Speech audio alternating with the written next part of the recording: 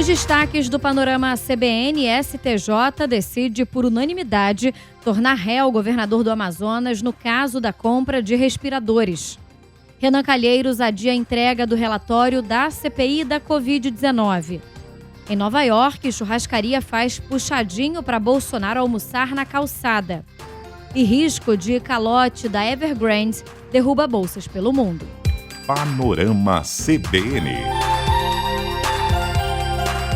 Olá, para você que acompanha o Panorama CBN, hoje é segunda-feira, dia 20 de setembro de 2021. Eu sou Natália Furtado e te conto em menos de meia hora o que foi notícia no Brasil e no mundo.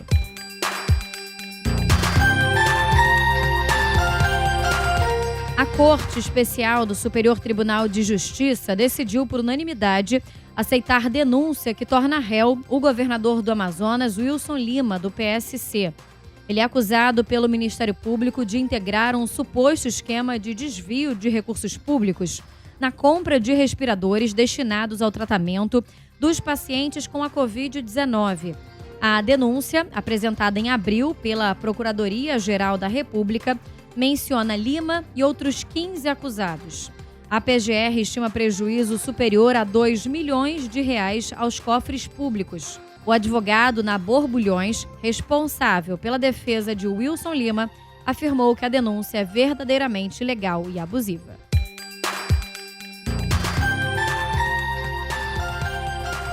E o senador Renan Calheiros, relator da CPI da Covid, decidiu adiar a apresentação do relatório final da comissão para o início de outubro.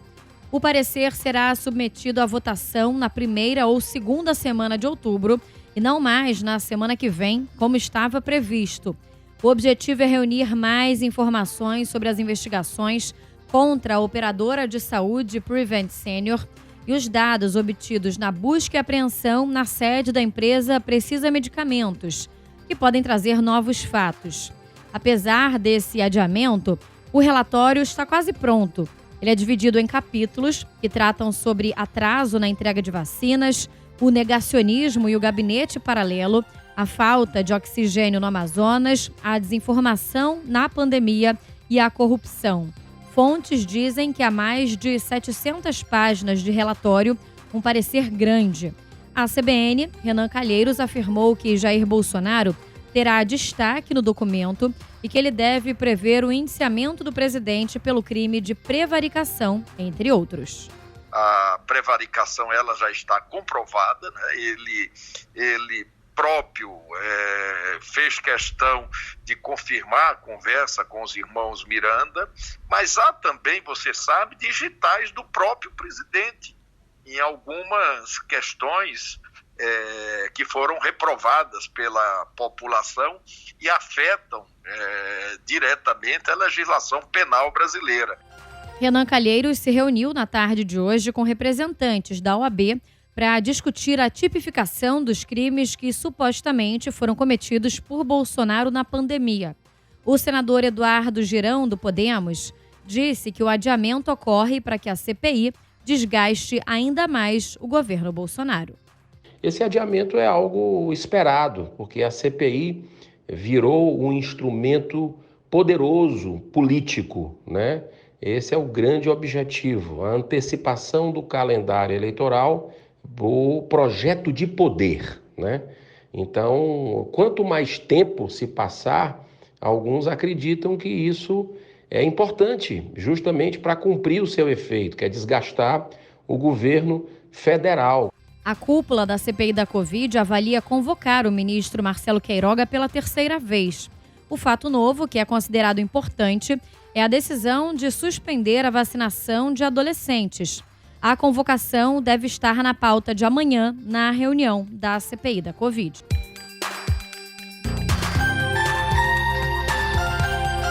E depois de decidir pela suspensão da vacinação contra a Covid de adolescentes sem comorbidades, o ministro da Saúde, Marcelo Queiroga, defendeu a vacinação mesmo após a ocorrência de eventos adversos. Na semana passada, ele recomendou a suspensão após a morte de uma adolescente em São Paulo que tinha tomado a vacina da Pfizer. Um dia depois, a Secretaria de Saúde do Estado concluiu que a vacina não foi a causa provável da morte da jovem, mas o Ministério da Saúde ainda não voltou atrás da decisão. Nesta segunda-feira, em entrevista a jornalistas em Nova York, Queiroga disse que o Ministério segue acompanhando o caso, que a ocorrência de eventos adversos existe e não é motivo para suspender a campanha de vacinação. Mas o governo defende que, primeiro, sejam vacinadas pessoas acima de 18 anos. Os eventos adversos à vacina, eles existem e não são motivo para se suspender campanha de vacinação ou se relativizar os seus benefícios. Mas a autoridade sanitária tem que avaliar esses casos, até para que faça as notificações devidas. Mas aqui eu já adianto, mesmo que tenha sido um evento adverso ligado à vacina, não invalida a vacinação, não é? O que o governo já defendeu desde a nota número 36 é que os adolescentes eles deveriam ir depois, não é? A gente precisa avançar nos acima de 18 anos. Então a questão de prioridade e de logística. Queiroga também repetiu que os estados começaram a vacinar antes da data prevista para o Ministério e agora reclamam de falta de doses.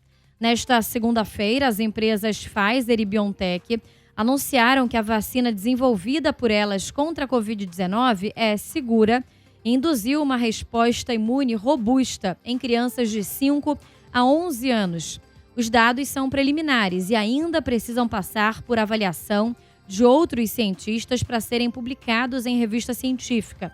Até agora, a vacina da Pfizer pode ser aplicada em pessoas a partir dos 12 anos, tanto no Brasil como em outros países. Se o uso for aprovado, a vacina da Pfizer poderá ser a primeira aplicada em crianças nos Estados Unidos e, eventualmente, no Brasil. Para que isso ocorra, a própria farmacêutica precisa solicitar esse uso às agências regulatórias. No caso do Brasil, a Agência Nacional de Vigilância Sanitária, Anvisa.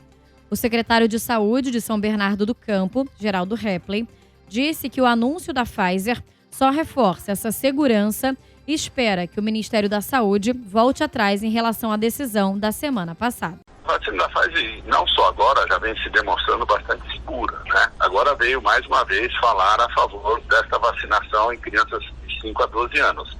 Além desta vacina, nós estamos agora também avaliando a própria Coronavac, em outros países já estão vacinando crianças, inclusive, né?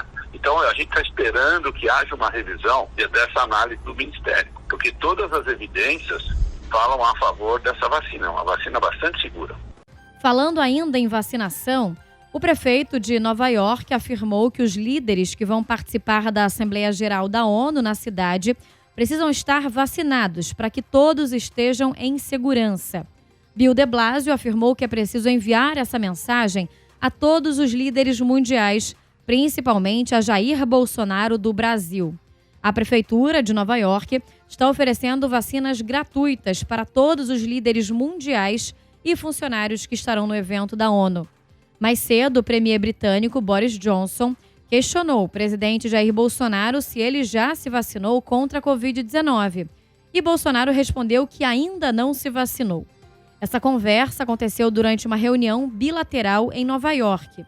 Boris Johnson estimulou que Bolsonaro receba a vacina AstraZeneca, que foi desenvolvida em parceria com a Universidade de Oxford e é produzida no Brasil.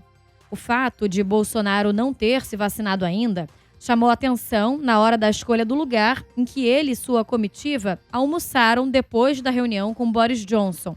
A opção foi a área externa de uma unidade da rede brasileira de churrascarias Fogo de Chão. Para comer em espaço aberto na cidade, não é necessário mostrar certificado de vacinação. De acordo com a BBC, para driblar a exigência, a churrascaria brasileira armou uma espécie de puxadinho externo, com mesas ao ar livre, cercadas por tapumes pretos. Ao fim do almoço, houve uma salva de palmas em homenagem ao lutador de jiu-jitsu Renzo Gracie, que acompanhou o presidente na caminhada a pé para o hotel em um percurso de cerca de 600 metros, cercados por seguranças. Por fim, um integrante da comitiva brasileira teve teste positivo para a Covid-19 e foi isolado no mesmo hotel em que se hospeda o presidente. A função e a identidade do funcionário não foram confirmados pelo governo brasileiro. mas ele cuidou dos preparativos antes da chegada das autoridades. E na sexta-feira se encontrou com colegas e visitou a missão do Brasil na ONU, que funciona em um edifício comercial na Terceira Avenida.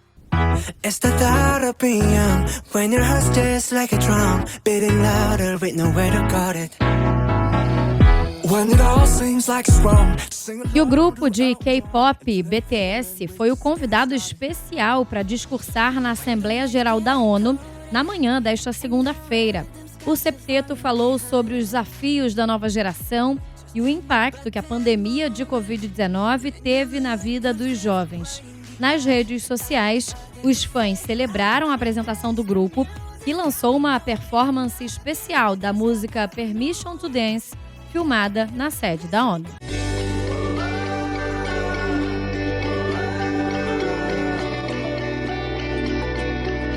Vacina Sim. E os cariocas com 50 anos ou mais que receberam a vacina da Pfizer contra a Covid-19 vão poder receber a segunda dose em um intervalo menor a partir dessa terça-feira. Agora, a duração entre a primeira e a segunda dose passará a ser de 21 dias para essa faixa etária. Segundo o prefeito Eduardo Paes, são cerca de 23 mil pessoas que não tomaram a segunda dose da vacina da Pfizer. Já a campanha de vacinação dos adolescentes será retomada nesta quarta-feira com as meninas de 13 anos.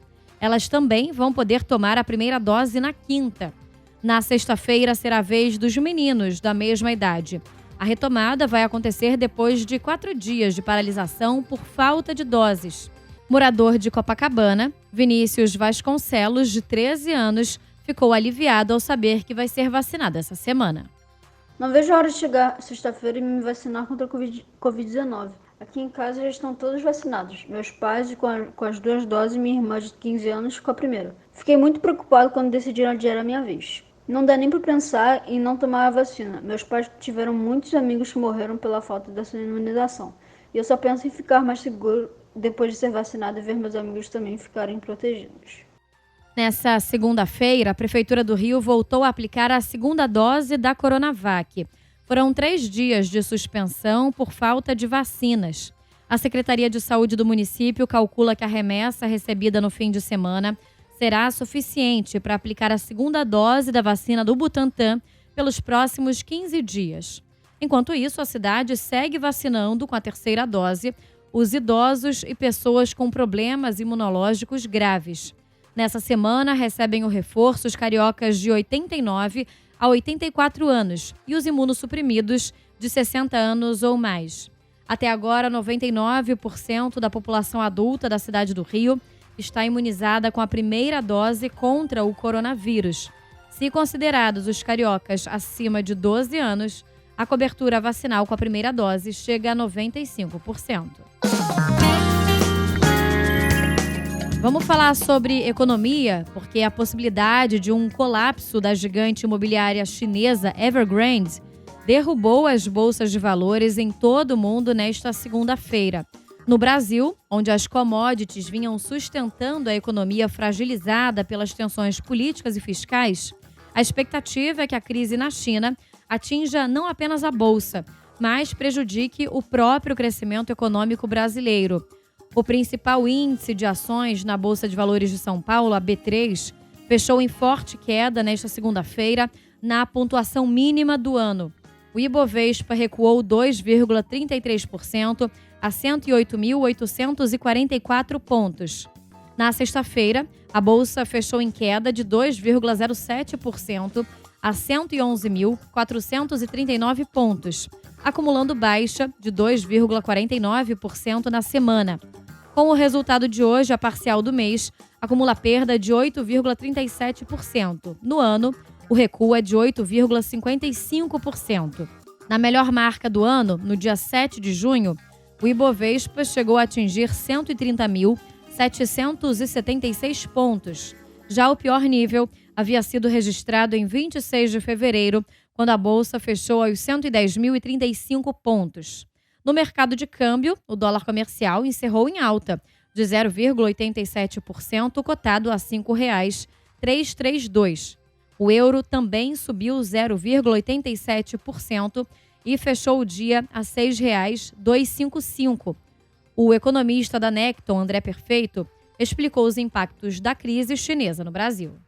Isso bate fortemente no Brasil por dois canais. De um lado, uma crise propriamente financeira, o que a gente pode ver em algumas economias centrais, como tem caído bastante, e também uma leitura pior de emergentes, porque commodities fica mais fraco e isso bate no Brasil. De forma geral, essa crise tende a ser mais persistente do que inicialmente pensado. Com a crise instaurada na asiática Evergrande, economistas prevêem crescimento menor da economia chinesa e temem que o declínio respingue no Brasil. Eles temem que a quebra da empresa possa ser a ponta do iceberg para uma bolha imobiliária semelhante à crise de 2008, que começou nos Estados Unidos. Na época, a crise iniciou com o estouro da bolha de hipotecas no mercado financeiro americano. A Evergrande está em dívida que ultrapassa 300 bilhões de reais e as ações da bolsa com queda superior a 10%. A empresa de construção civil cresceu com o subsídio do governo chinês e alavancou os negócios construindo milhares de moradias na China.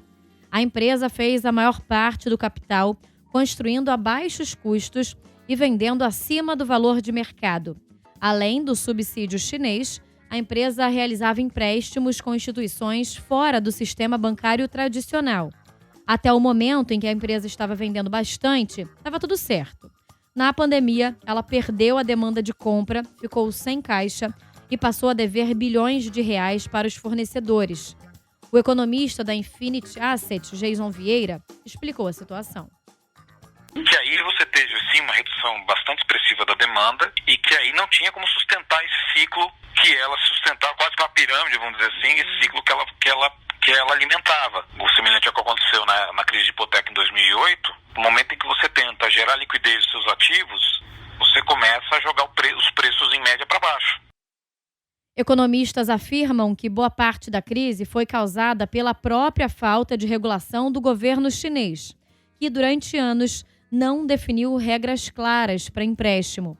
Eles avaliam que a partir de agora é necessário entender se essa crise é pontual ou se representa problema geral no sistema imobiliário chinês. Eles também apostam se o governo vai cobrir o rombo da empresa ou de bancos e pessoas físicas para manter a liquidez do mercado.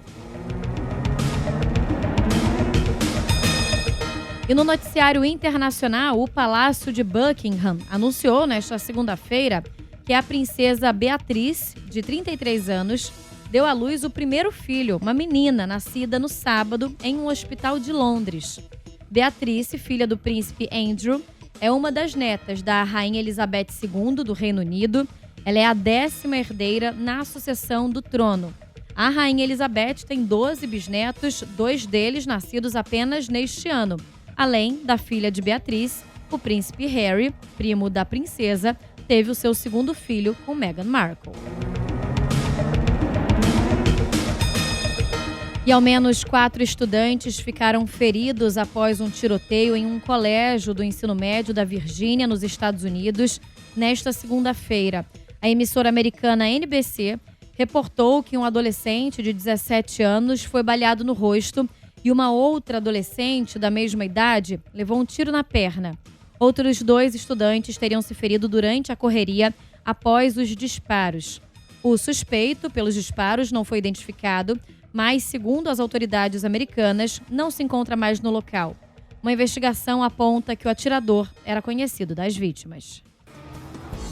Todos numa direção, uma só voz, uma canção, todos num só coração, um céu de estrelas, que a vida começasse agora, que o mundo fosse nosso outra vez. Vamos falar sobre o Rock in Rio, porque as vendas do Rock in Rio Card começam nessa terça-feira e os fãs do festival já estão se programando para garantir a presença no evento. Não precisa acampar na frente do computador, mas tem que ser rápido e objetivo. Na última edição, os 198 mil cards disponíveis esgotaram em menos de 2 horas. O Rock in Rio Card é um ingresso sem data pré-definida. Quando a lista de atrações estiver completa, quem já tiver o seu poderá escolher a data que preferir antes das vendas gerais ao público, que devem ocorrer em abril de 2022 e podem gerar longas filas virtuais. A novidade é que dessa vez o ingresso do Rock in Rio vai ser 100% digital. Ele vai ficar armazenado diretamente nos smartphones de quem circular pela cidade do rock, no lugar das tradicionais pulseiras de identificação. A programação já conta com nomes como Post Malone, Justin Bieber, Iron Maiden e Ivete Sangalo. Cada CPF pode adquirir até 4 cards e apenas um deles pode ser meia entrada. A inteira custa R$ 545 e a meia R$ 272,50. As vendas começam então amanhã, às 7 horas da noite. Os interessados devem acessar o site rockinrio.ingresso.com e eu não vou perder por nada.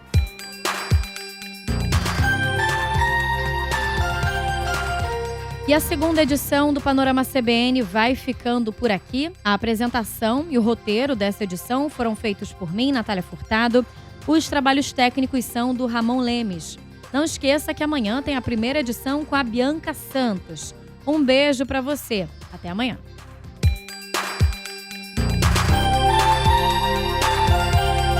Panorama CBN. As principais notícias do dia em menos de meia hora.